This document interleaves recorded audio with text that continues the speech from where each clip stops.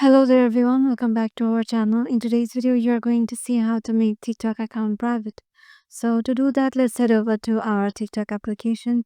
Once you're there, make sure that you have logged in into your desired account and then head over to your profile by tapping the profile icon on the lower right corner. And once you are there, just tap on the three lines on the top right and head over to settings and privacy. And in here, go to your privacy option. And here, as you can see, there is an option of private account. Just tap on it and it will show you that with a private account, only people you approve can view your post and your profile. Existing followers won't be affected.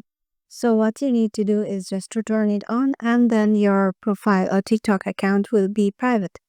So yeah, this is how you can just make your TikTok account private. Hope this video will help you out and we'll see you in the next video.